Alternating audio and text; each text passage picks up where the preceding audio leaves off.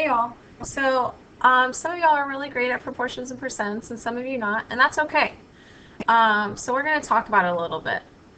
Um, on the first one, we have a couple of proportions. Now, to solve a proportion, all you have to do is cross multiply. And some of you like to call this the butterfly method.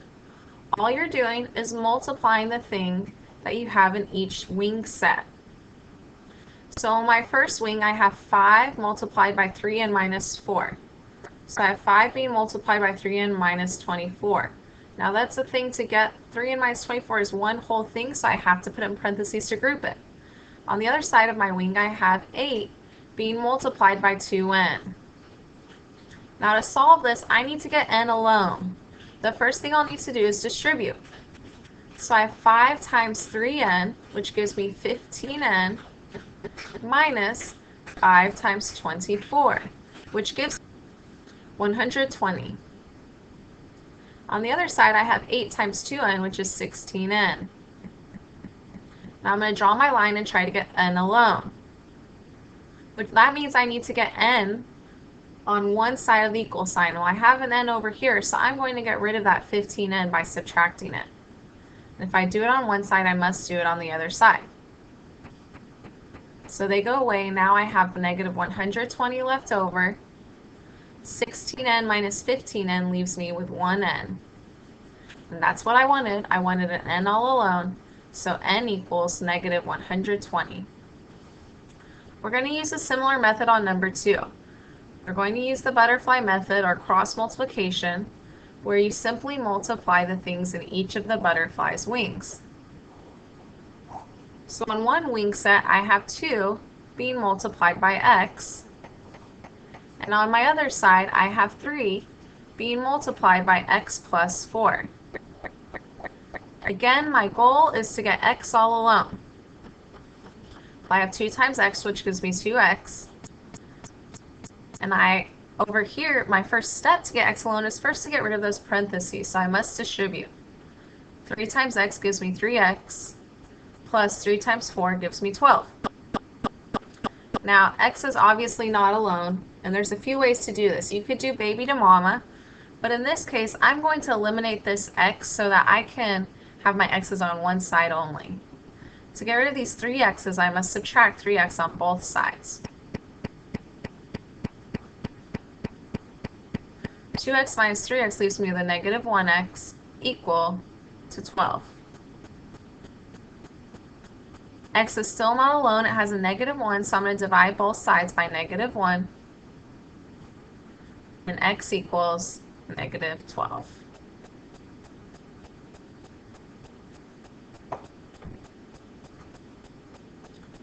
Okay, next problem.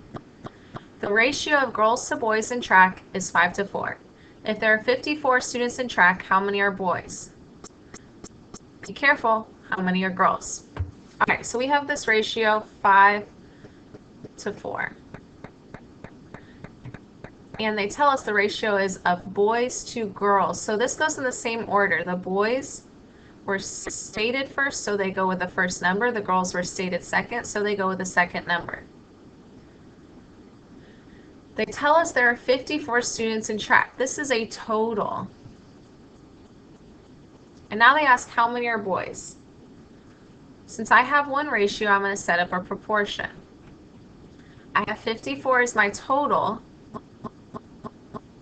And I want to know how many boys go with that, but I don't know that right now, so I'm going to put an X on top. For my ratio, I know that I have 5 boys. Now, what a lot of you will want to do, you're going to want to put the 4 on the bottom, the 4 that's left here. But that 4 only represents girls, it's not the total. To get your total, you have to add the boys and the girls, 5 plus 4, which gives me 9. Now that I have my proportion filled out, I can cross multiply. Or, if you like, you can also use the ball and the bat, which some of you learned before. When you do that, we find out that x equals 30, which tells us there are 30 boys.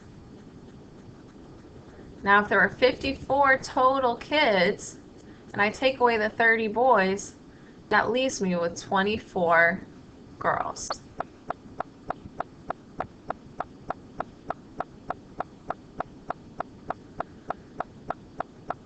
Alrighty. Next one up. A 6-foot tall fence post casts a shadow that's 2 feet long. At the same time of day, a flagpole casts a 21-foot long shadow. How tall is the flagpole? Alright, so we have these heights being compared, the height of the flagpole, the height of the fence, and then we have the shadows. Since we have two comparisons like this, we can set up a proportion. Two ratios give us a proportion. So I guess on top I will put the height, and on the bottom we can put the information about the shadow. The height of my flagpole is called H, and its shadow is 21. The height of my fence is 6, and its shadow is 2 feet long. To get my answer, I'll just cross multiply.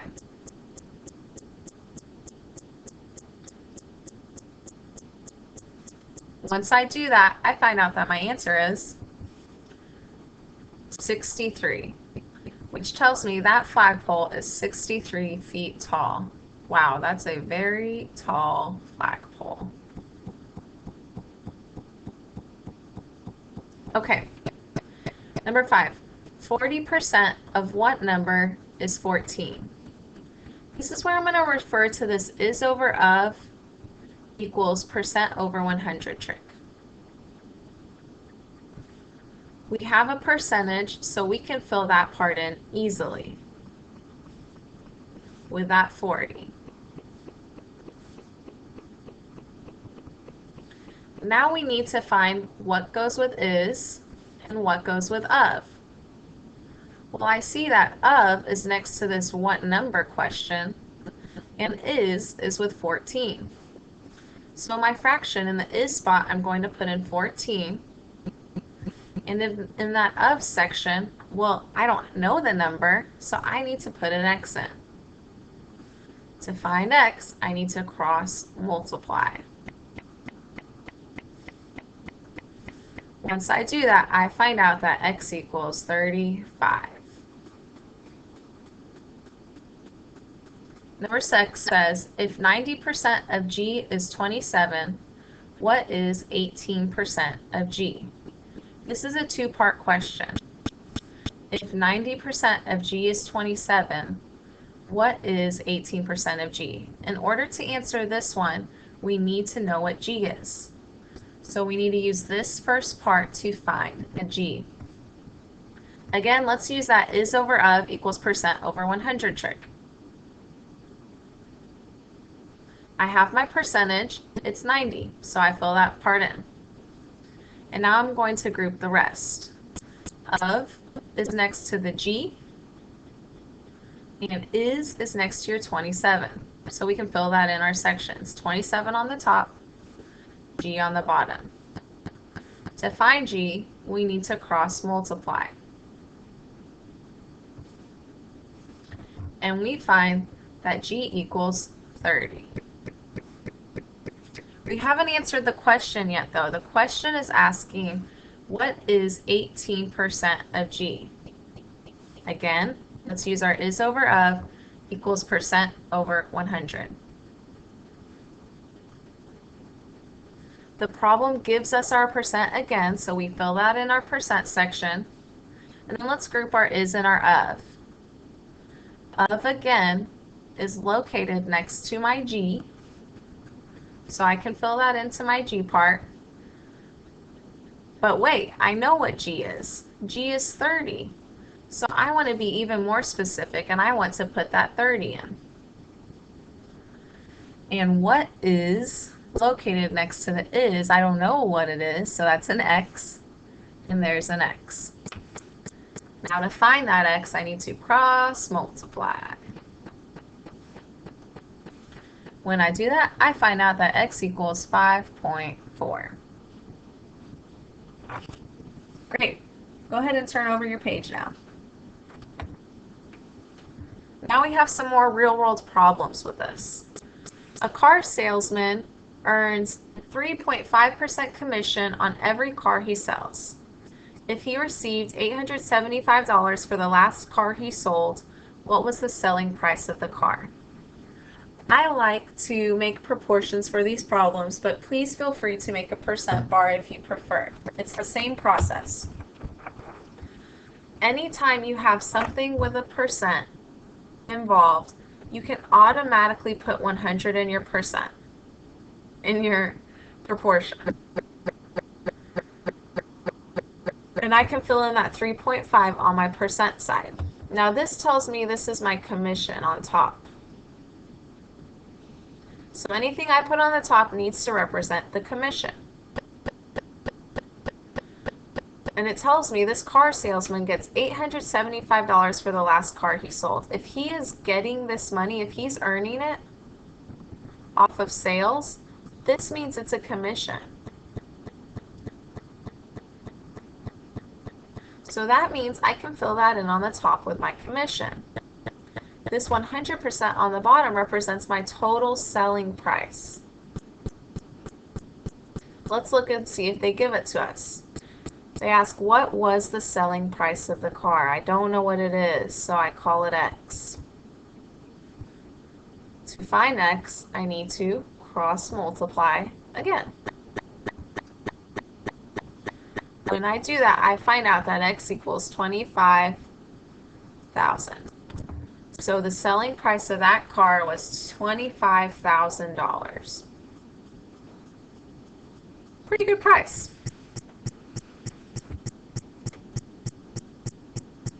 Okay, a few more problems here. The East High School gym needs to be painted. The painters estimated that it would take about 20 hours for them to paint the entire gym. If they have already worked for 5 hours, what percent of the entire job have they finished? Okay, so let's break this down. The East High School gym needs to be painted. That's not very important to this problem. The painters estimate it's going to take them 20 hours for the entire gym. So that's their total time. If they already worked for 5 hours, so this is already done, completed, what percent of the job have they finished? We're looking for the percent finished, the percent that's already done. Because I have a percent and I'm comparing two things, I can set up a proportion with 100 in it. Now I already put a question mark under the percent, so I don't know what it is, and I'm going to call it X. Now 100 represents a total, so I'm going to put that 20 on the bottom with the total, and then 5 on the top for the part that's already completed. To find the percent, I just need to cross multiply.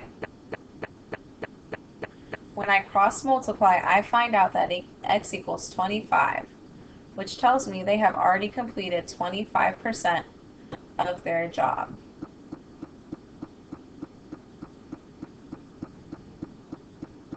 There's a sale going on at the jean shop.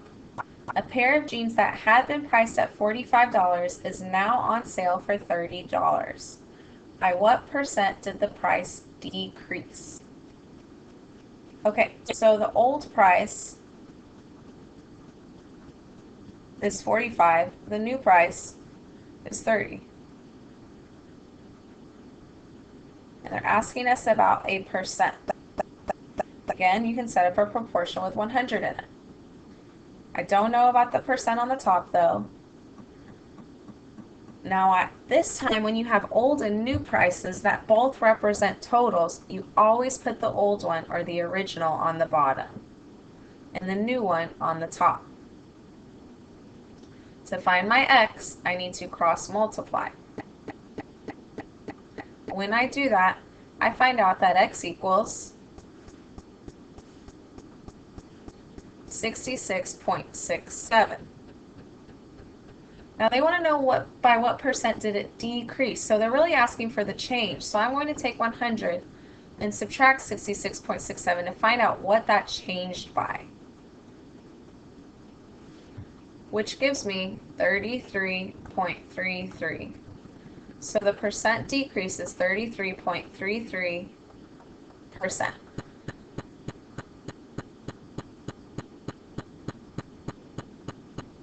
All right, last one. Mr. McGee's algebra class started the year with 25 students. By the end of the first 6 weeks, there were a total of 32 students in his class. By what percent did the class increase? We're comparing things again with a percent, so we can put a 100 in our percent. We don't know the percent that goes in it, so we put an X. Now the things we're comparing are the students in the class. We have two totals. We have 25 students and we have 32 students.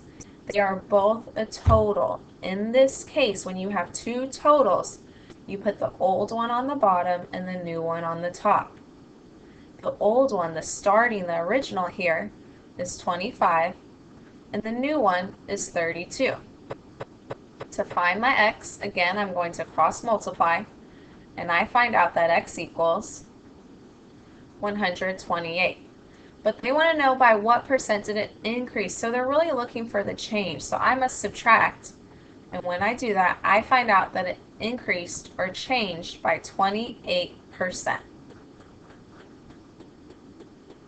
That's it, y'all. I hope it was helpful. It is time for you to complete your post-assessment on this topic, and good luck on your final.